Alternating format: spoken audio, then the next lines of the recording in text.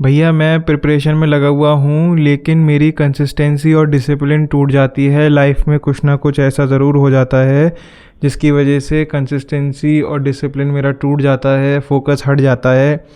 इससे मैं बहुत डिमोटिवेट हो जाता हूँ।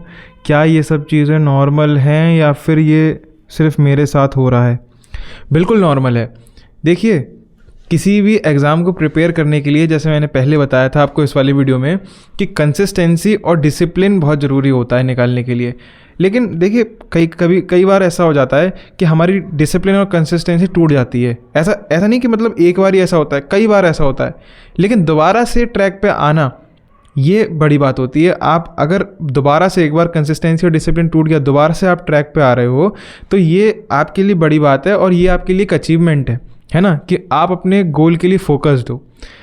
कई बार ऐसा होता है कि हमारी लाइफ में ऐसी चीज़ें घट जाती हैं, चाहे हमारा ब्रेकअप हो गया, चाहे कोई फैमिली फंक्शन हो गया, या हमारा खुद से ही कभी कभी मन नहीं करता है कि हम चीज़ों को ना करें। और भाई, जब प्रिपरेशन किसी चीज़ की बहुत लंबी होती है, एक जर्नी होती है, एक प्रिपरेशन 1 साल का समय लगता है। कई सारे एग्ज़ाम्स जो लोग दे रहे होंगे, कुछ एग्ज़ाम्स होते हैं जल्दी हो जाते हैं, बट बहुत सारे ऐसे एग्ज़ाम हैं जैसे यूपीएससी, नीट, एक्सेट्रा एग्ज़ाम्स हैं, उनमें 1 साल का समय लगता है। अगर एक बार आप फेल हो गए या आप प्रिपरेशन स्टार्ट कर रहे हो तो वही टाइम लगता है। 1 साल का करीबन पीरियड रहता है, तो पूरी जर्नी है 1 साल की। आप सोचिए, रोज़ हमें नए थॉट्स आते हैं और उसके बावजूद भी आप बैटल में टिके हुए हो, कंसिस्टेंसी के साथ पढ़ रहे हो, है ना। मानिए चलिए एक दिन भी ख़राब हो जाता है 1 हफ्ते में और आप 6 के 6 दिन पढ़ रहे हो, तो फिर भाई आप वैसे भी आधी जनता से तो वैसे ही आप आगे आ गए।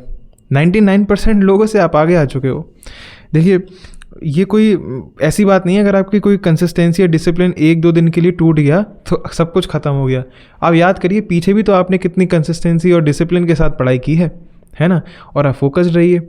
यही मंत्र होता है किसी भी एग्ज़ाम को निकालने का। और रेलेवेंट चीज़ें करते रहिए, आप PYQ लगाते रहिए, पैटर्न को एनालाइज करते रहिए, किस तरीके के क्वेश्चंस आते हैं। अपने PYQs को अच्छे से रिवाइज़ कीजिए, प्रिपेयर कीजिए। जो टॉपिक्स हैं, थीम्स हैं, उनको बार बार पढ़िए। यही की होती है किसी भी एग्ज़ाम को क्लियर करने के लिए। हाँ, कई बार अटेम्प्ट्स लग जाते हैं, लेकिन अगर आपने सोच लिया है तो ऐसा कभी नहीं होता कि आपका एग्ज़ाम क्लियर ना हो, है ना। हो ज़रूर जाता है क्लियर। तो फिर उसी के साथ आप बने रहिए। फिर ऐसा कोई भी क्वेश्चन हो तो प्लीज़ आप कमेंट कर सकते हैं और मैं ज़रूर रिप्लाई करूँगा। ठीक है, थैंक यू।